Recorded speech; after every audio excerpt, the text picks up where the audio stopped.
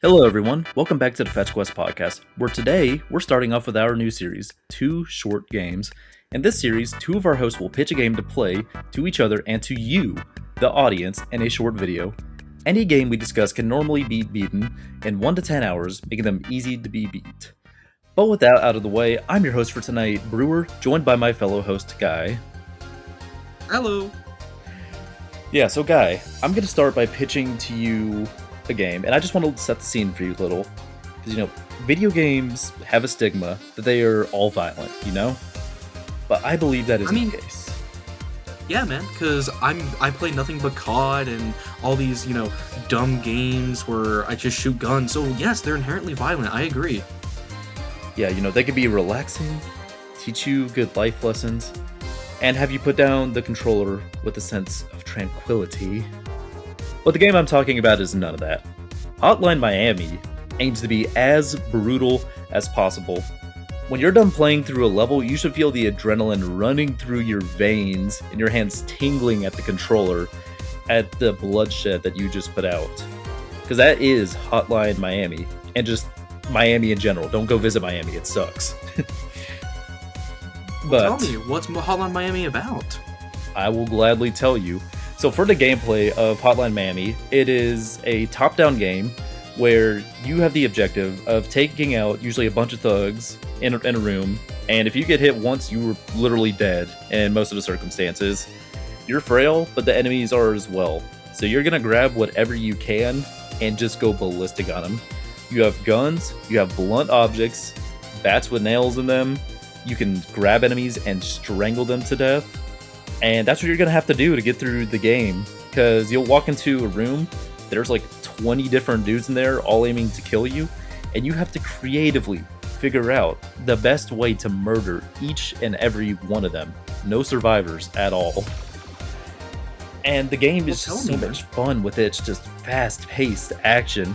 You're constantly weaving in and out to just kill all these enemies. A lot of times you can shoot the gun, they'll hear it, they'll run into the room, and as they come in to investigate, you start blasting them, and then you sneak up on another enemy, you hit them in the head with a baseball bat, and then you sneak up on some more, smash their faces in.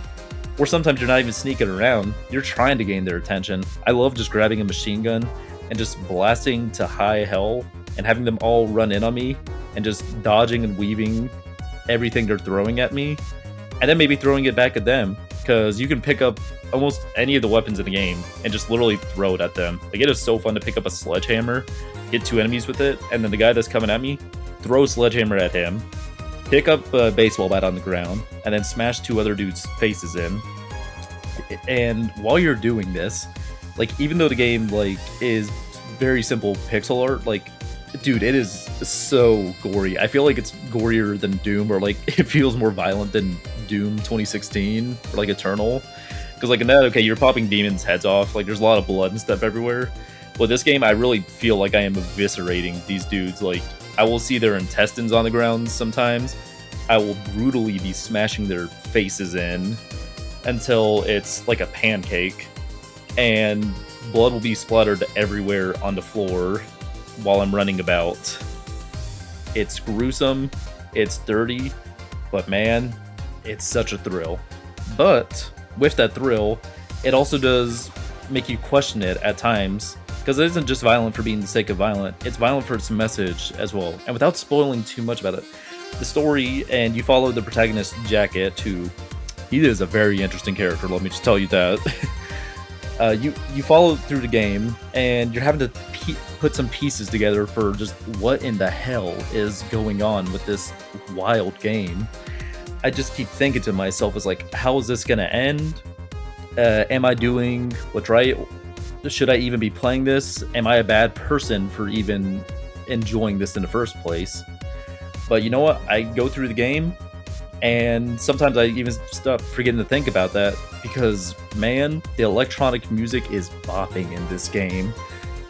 Part of the reason I mentioned that the adrenaline will just rush to your fingers is because of the music. It's man, it gets you so hyped up. It'll have a slow build up a lot of times, and then it'll just go balls to the wall, and to just immersing you into all the action and gore that's going around.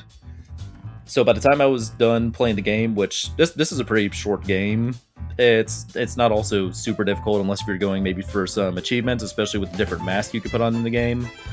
It shouldn't take you all that long, and it's also fairly cheap. So you know what? I would highly recommend Hotline Miami and its sequel as well.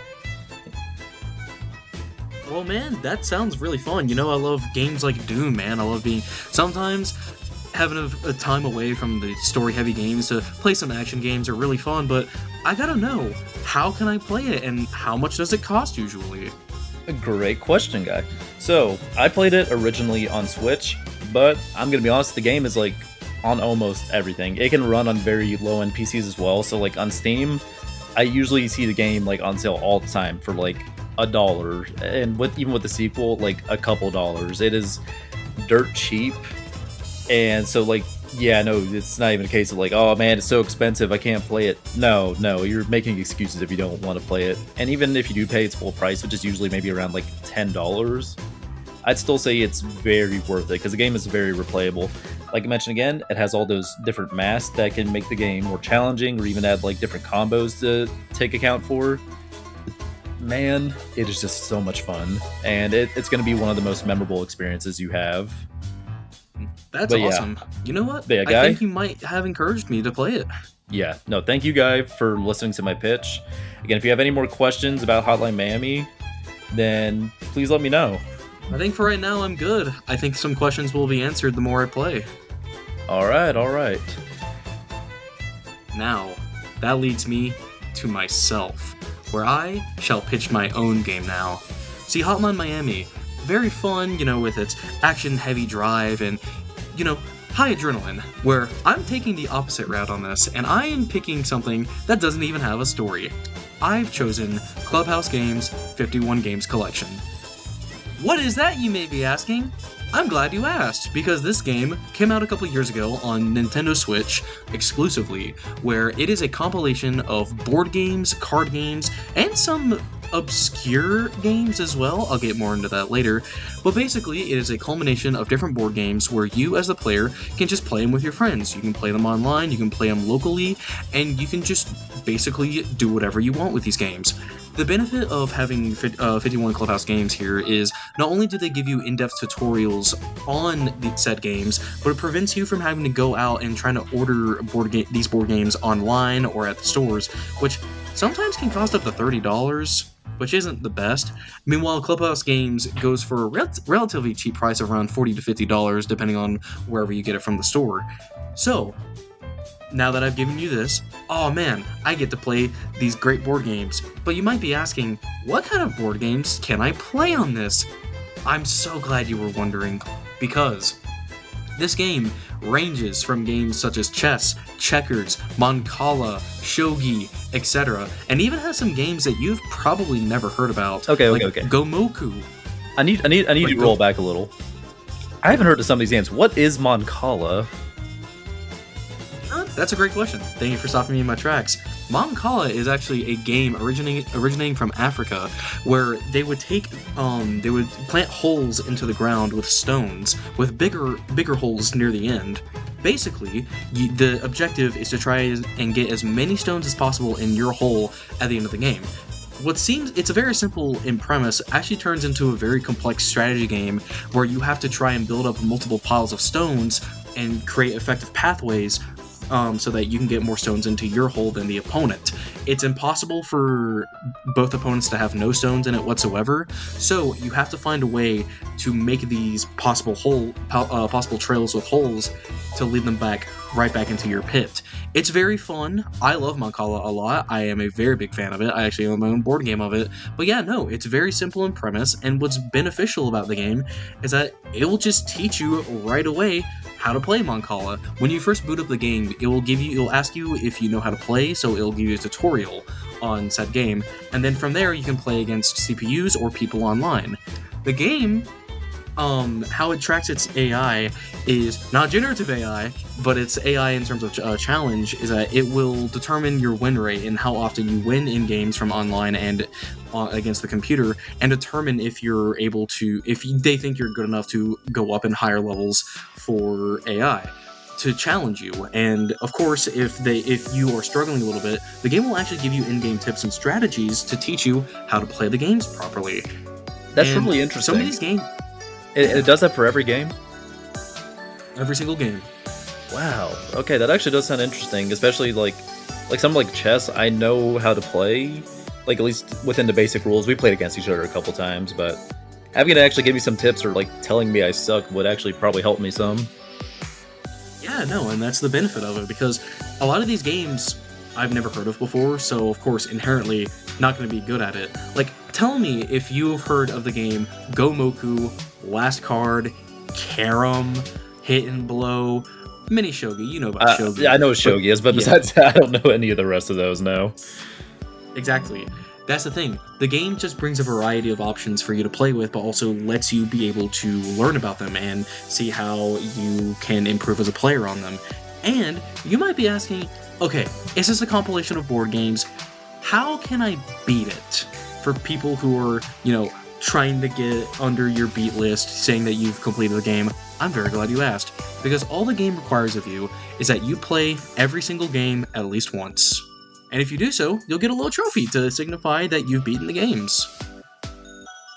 Ooh, awesome. So just like some fun completion goals as well. Exactly.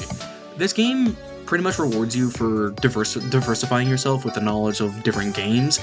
Hell, not even all these games are board games. Like, they have a fishing mini game, they have little they have toy baseball, they have those little RC cars that are on the magnetic track. If you go too fast, it'll fly off. They have that as one of the games. It's not exclusively board games. It's just trying to give you a variety of options for you to play with your friends. And that's something I appreciate a lot because, frankly, it's quite cheap. Yeah, no, I like having some variety there. It sounds fun as well, again. Especially just not having to have, like, all 50 of those board games if I actually did want to play them, you know? Of course. And my favorite part about this game, this is actually one of the few Switch games that actually utilizes the touchpad very effectively. So you don't even need the Joy-Cons. You can just use the tablet part of the Switch and manually swipe pieces on your chessboard to other spots, which I think is really cool, and it's a feature that I don't think the console uses all too often, and I think this game in particular uses pretty well. But yeah, overall, I find this to be a very fun game that I get to play with some friends. I don't play it as often anymore because I just prefer other games and I'm doing other things, but time and time again, when it's the option's available and I have some friends over and we want to play some chess, boom, there it is. Free, and I'm just able to play with friends whenever I want to, which I find it really fun. But yeah, with that being said, thank you so much, Brewer, for listening to my pitch. If you have any more questions about the game, please let me know. I'll be happy to answer. You know, I don't think I have too many questions, because, like, if anything, I'm just sold on the game. You know, I don't play enough of these board games, and, you know, I feel like the next time we see each other, we should definitely play this game together. That or heck, I've even seen, like, the tablets pushed together for, like, some of the games as well. Like, that's a feature Switch has, so hey, maybe I'll pick up a copy of the game, do that, or we can just play online with each other. Exactly, Man. in case we want to get better at some board games. Yeah, of course. But with that, you know, I think both of us covered some very interesting games today, or like, they contrast each other very greatly. Yours is like definitely that more serene experience, while mine is anything but that. Yeah. No, I get it. That's just how it is. Look, we have everyone has unique taste in video games. I just so happen to choose the board game one, and you just happen to choose the gory action-filled one, and that's just how it is. Oh yeah, but you know what? I think that's the great thing about this new series. We're going to cover a lot of different games in it, and sometimes the two people talking to each other are going to be covering some just wild extremes, like in today's case. But with that, thank you for listening to both of our pitches. If you have any more questions about Hotline Miami or Clubhouse Games 51 games, or you want to tell us about your experience playing them, please comment down below. And if you like this kind of content and want to see more of it, please make sure to like and subscribe as well. But with that, thank you for listening to this episode of Too Short Games. See you later. Bye-bye!